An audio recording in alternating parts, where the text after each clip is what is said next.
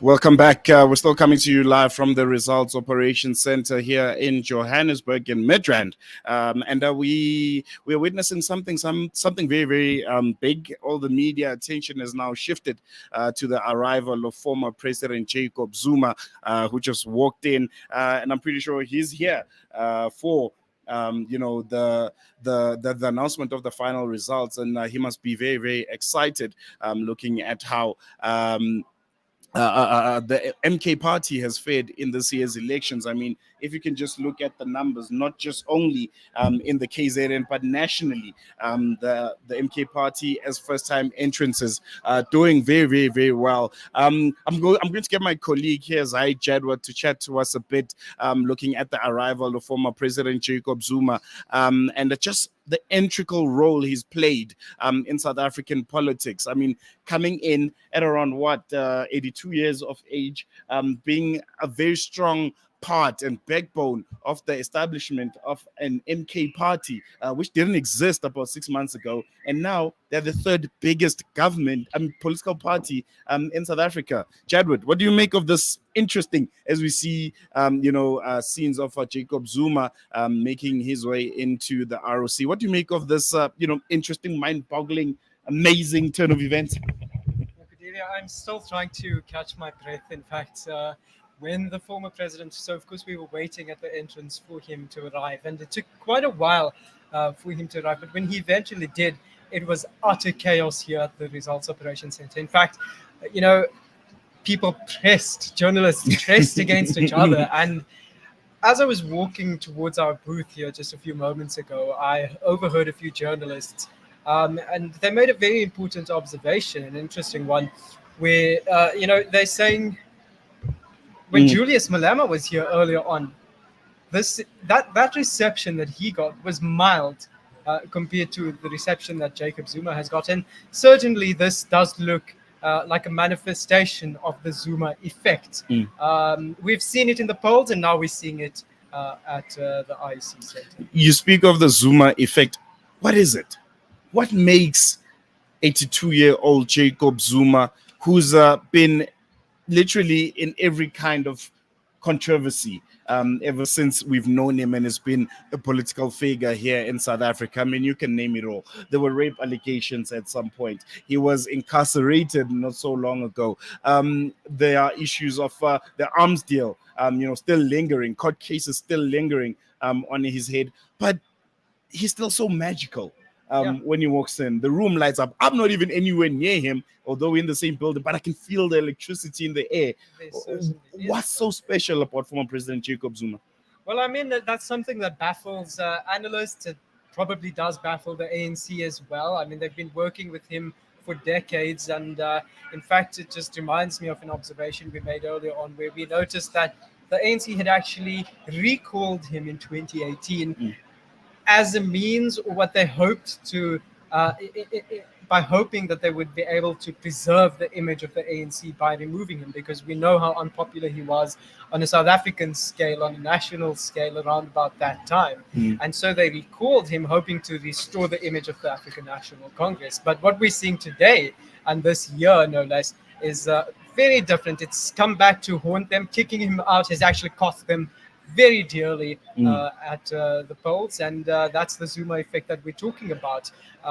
Let's not forget, this is a man who just a few weeks ago was fighting to be able to have his chance in Parliament again, but obviously that was denied because of the fact that he was criminally convicted, and so he could not stand for Parliament once again. But the people of KwaZulu-Natal have spoken, and they've once again given him a mandate.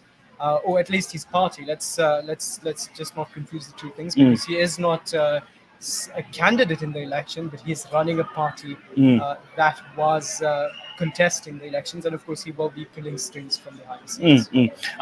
At 82 years of age, can we really expect him to be that involved in the day-to-day running of the MK party, the coalition, discussions, and ultimately, and it actually looks more likely than anything, the MK being government of the KZN? What role do we see him playing when it comes to the MK and them making their inroad into South African politics? Is it going to be an active one or a passive, pull the strings, puppet master kind of role? I mean, they've literally just done what I've seen some analysts describe as a political coup, a legal coup in KwaZulu-Natal. He did not have to resort to violence. He could have. Let's be He honest. could have. I mean, the threats that we've been seeing over the past few months, and so that's of course done via legal means through a democratic process. It's just astounding how someone like that, with that history, and who is so, or at least we believe to have been so unpopular Mm, just 5 years ago, mm. and now look at him and where he is with his party. But in terms of the running of the party so far, I mean, we've seen the internal squabbles in that party. We've seen how Jabulani Kumalo has. Well, he's not the one here. He's not the man of the day here. Mm. He's not in the limelight at the IEC's results center today. It's Jacob Zuma who's here, and so I think in that sense he has strengthened his image. He's solidified his image, to be fair, as the leader of the MK party. He is the face of this party. Jabulani Kumalo brought him in to boost the support for that party, but Took over. I mean, I don't know if he saw this coming, and he definitely is now pushed towards the sidelines. I mean, who has even mentioned him No. in conversation over None. the past None. few days? And also, you mentioned his age and how he's the expectations around how he's going to be involved Mm. in the running of the party. I mean, when we looked at him just now when he walked into the IEC, you can see he is slowing down A bit I mean, frail, yeah. I'm recalling the ANC's conference in 2022 when he arrived. Also, quite there was a lot of fanfare with his arrival at the ANC's conference Nasrec, in 2022 in Nasrec 2.0, and he did seem energetic at that time. But I think just contrasting the two events and looking at him today, he does seem a bit slower. He's a bit more quiet. I mean, I think he looked very frustrated and fed up with the journalists who just would not let him walk forward and get to his desk, which is where he wanted to be this evening. You can never divorce former President Jacob Zuma from the ANC. It's a part of him. It will always be. It's his political home. He's still a member of the ANC.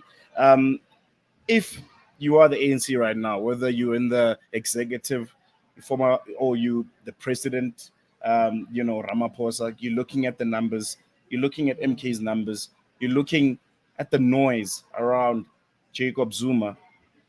What do you think the kind of conversations they're having? What do you think is going through their minds? They've lost outright majority in the country, and here comes a man with the numbers that they could have used, to probably get national majority, and he's getting them in the KZN and he's keeping them for himself. I think what I've noticed over the last few months is when we hear politicians speaking out in public, they of course are going to be campaigning for their party, and so when they say something, I think this is something that people really need to keep in mind, is when they say something, you really need to take that with a grain of salt. Because this is politics. There are no permanent friends in politics, and there are no permanent enemies in politics. I'm sure you've heard that Lots of times. many times, not just now, but in past experiences as well. And so with the ANC and the MK party, I mean, this could go in many ways. I mean, it's really brought that KwaZulu-Natal vote. I mean, the ANC did suffer in 2021. That was the first time, if we look at the aggregated vote, it did drop below 50%. And so that was without the MK party in the picture. So I think inevitably the ANC would have dropped below 50% in this election. It's just to what extent. And it's important to remember what Jacob Zuma said a little while ago, where he said he was trying to save the ANC from the ANC itself by throwing his weight behind this party. Let's also not forget he still is a member of the African National Congress. There was a disciplinary hearing that was supposed to take place weeks before the election. That was postponed until after the election. So that also should play a factor. I mean, you could look at the results and the performance that the MK party has put up in KwaZulu-Natal, and even nationally, where it's now the third largest party, and how that might inform the ANC as to where they want to go moving forward. I mean, if you see an MK party and ANC coalition, I don't think that's very far off and far-fetched. Plausible. It is plausible. We did hear Duduzile Zuma saying she's not going to the MK party is not going to enter into a coalition with the ANC of Ramaphosa, but this is politics. We need to look beyond the words and see what they're actually saying. I mean, when she said that, she didn't entirely write off the ANC. She just said not the ANC of Ramaphosa, and I mean, there could be someone in the ANC that they are willing to work with. Just how much of a poetic justice would it be, if ultimately the MK and former President Jacob Zuma become the ultimate demise of President Cyril Ramaphosa, going to those coalition talks, maybe negotiating with the ANC, and MK deciding, drop this man first, and we'll throw our weight behind you, we'll give you whatever you need, just he has to be gone, and we're moving on forward. I mean, it would take a lot of maturity from both sides to be able to see each other. Because at the moment, the way we see it, they are very much confrontational towards each other, at least on a public scale. In a public state, we don't know what's going on behind the scenes. Yeah. Oh, by the way, to our viewers, politicians here at the ROC are hugging, are kissing, are high-fiving each other. And it just comes to show, that they're not as much nemesis as the next person is a friend to the other. It's all fair. Do you think to an extent that might make this whole process a bit illusory to the outsider? To some extent, yes, because yes, I agree. it will definitely. Yeah. But then, I'm looking at President Cyril Ramaphosa right now and the ANC and thinking to myself, just how much more can the ANC kind of I don't know, have him around as the face and the leader of the party. When he was brought in, he was supposed to pushing this whole unity, self-correction agenda of the ANC, but the votes, the polls, ever since President Ramaphosa has come in, it's all been a downward spiral. How much longer do you think the ANC can afford having him around?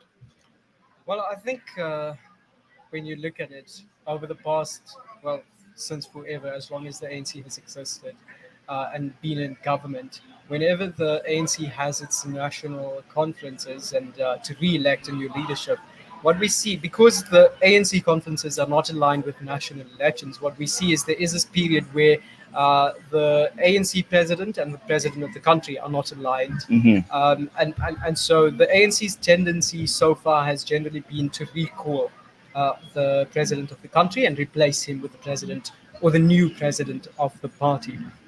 And when we look at that, I mean, people have been discussing this and they've been saying, well, it is possible that given the performance of the ANC, I mean, when we look at it, it's just like 41%, 40%, somewhere around there, and most of the votes are in. We're very close to that 100% mark.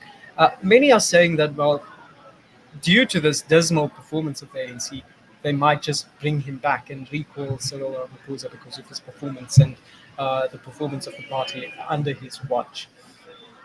And I think in doing so, many have attributed this to past experiences with the ANC where they've been recalling presidents. But what we need to keep in mind here is that Cyril Ramaphosa won the election in 2017. That was the first time he became CR17. Yes. And then he won again in 2022, meaning members of the ANC itself gave him a mandate once again. So I think the ANC very much still behind Cyril Ramaphosa. We'll have to see how the results of the election have an impact on him and his standing within the party. But what I'm trying to draw your attention to is when Cyril Ramaphosa was elected, Zuma was not recalled necessarily because they were upset with him. I mean, that did have a factor to that did factor in the considerations, but also because he had lost the support of the ANC. But we have Cyril Ramaphosa, who's still here. He's still got the mandate. And if you look at the NEC, which is the National Executive Committee of the party, most of the members still very much are in the Cyril Ramaphosa camp. Yeah. And so that's certainly needs to be taken into account when we're thinking about this. I mean, nobody can actually say with certainty this is how it's going to play out, because this election, if anything, has taught us politics can be really interesting and there's a curveball at every corner. But we'll have to really see how this plays out. Definitely, definitely. We're going to leave it here. A very, very buzzing, electrified results operation center. You can just sense that we've come to the business end of things. And well, it might not be the business end of things when you look at the objections from all the political parties. Before we leave, what do you make of that? Those 20 political parties that are objecting the elections, saying they're not free and fair. Also, going the legal route. Just to wrap it up. Yeah, interesting times. I don't think when you look at it, Julius Malema earlier on said that, of course, they are concerned about those developments and the allegations surrounding the counting of votes.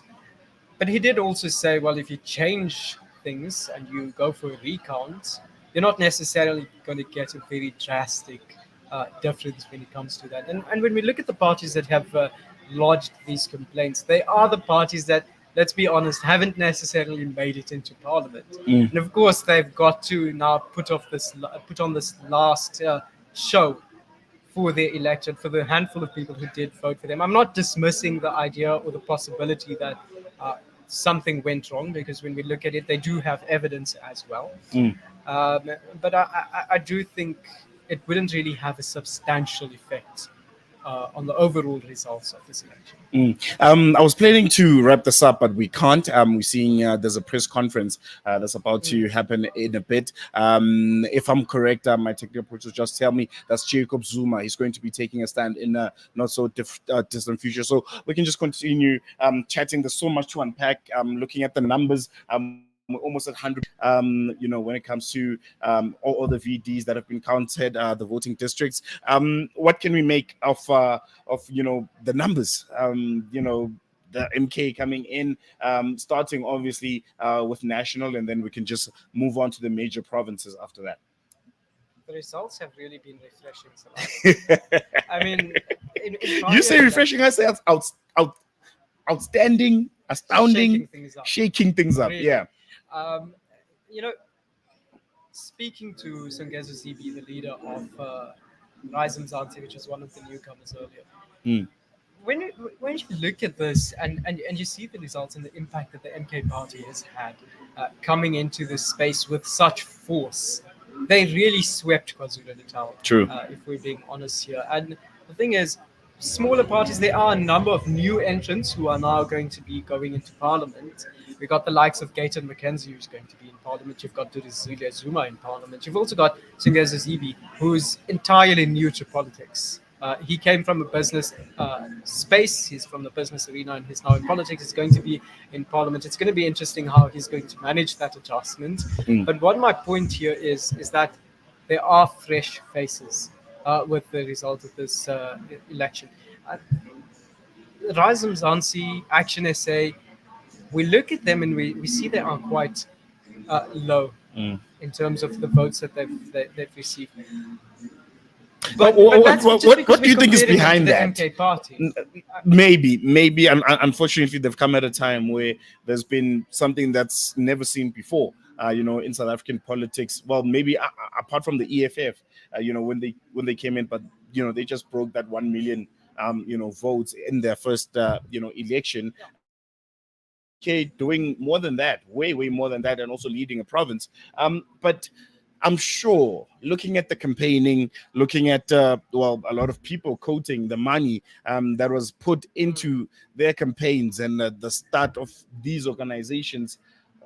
What went wrong? Are they not speaking to the masses, lay South African men and women who might not be on Twitter, who don't understand over intellectualized ideology? If you can just look at Rise Mzansi's manifesto, it's probably one of the best written I've ever seen in my life. And then you look at the MK's one, they don't even call it a manifesto. They say it's a people's mandate. It's about 9 points. Most of it, a lot of people had to even ask it to be translated into English because it was in Zulu. Don't you think that's where, the likes of Rise Mzansi got it wrong by trying to over intellectualize, their manifestos, their language, and what they have to offer South Africans? Well, normal South Africans, a big bulk of the majority are just worried about bread and butter issues. How are you going to fix the electricity? Am I going to get an increase on my SASA grant, free education, jobs, and that's about it. Service delivery, that's about it. 5 points. Yeah, uh, I think we should be cautious when we look at it in that sense because we should be cautious of insulting the intelligence of South True, Africans because true. South Africans really do know what's going on. They are able to understand this But no, manifestation. my point is not necessarily insulting the intelligence. It's not a secret. I mean, looking at how South Africans split their votes in this year's election, it's quite evident these are people that can read, what's required in different They know what's circumstances. going on. So whether it's provincial or national, they know the different requirements for each. I'm just saying how you present your message across. Are you using big words? Are you using social media when there's only a certain amount of South Africans that have access to social media? I mean, looking at Action SA, another new entrance in the national ballot, they didn't have a rally, a mass rally like traditionally political parties would at a stadium, make noise. Could that have been the Achilles heel for these new progressive parties? Remember these new parties, right?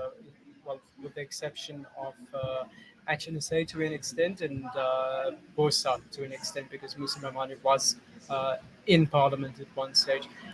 The new entrants generally do not have those credentials that Mhm. the MK party and Jacob Zuma have. Jacob Zuma can tell the voters that, well, I was the premier of KwaZulu-Natal at some point. I was the leader of the ANC at some point as well. I was the president of the country at some point. And Was in I did see exile. that. Exactly. And I did see that coming through in their communication with the public in terms of their social media platforms, where they were taking reports from as far back as 2016 or Empty. so, where Jacob Zuma, in his capacity as president of the country, was opening a bridge in a community. And they were then pushing this out and saying, President Zuma did this, and so you need to give him a chance to come back and do this. Whereas you have Ryzen Zansi, well, Sungazi Zibi can only really talk about his experience in business Mhm. and maybe to an extent what he was doing out in the field and the stories about the people he's encountered while campaigning for this election. Also, just to note that this comes in an age, and I think we did also touch on this yesterday with Professor Andre Duvenage. This comes at a time when populism, the soil for populism, the grounds for populism are very fertile, not just in South Africa, but in other Worldwide. parts of the world as well. And so when you have someone like Jacob Zuma who's got that ethos, when we speak about ethos, we're speaking about the credentials. He's got that ethos. He's a simple person, at least in terms of his communication. He tries to identify very well with the people he's trying to speak to, and he's basically just bringing that populist message of us versus them. It's the people versus this corrupt elite, which is the irony there. I mean, you can see the irony there, but that messaging is very powerful when you put it out there, especially in a time like now when populism, the grounds for populism are very fertile, and not forgetting also identity politics in the South African Mm, context. mm, mm. No, I think we're going to leave it there. We'll try and get President Zuma's press conference on a different link. Just keep it locked into Salam Media, our various social media pages. We'll try and give you that address. Well, we'll definitely give you that address. A very, very important one coming from our former head of state, who's now a leader of party. Thank you so much for us. But continue keeping an eye out for Salam Media. We're still at the Results Operations Center. We'll see you after this.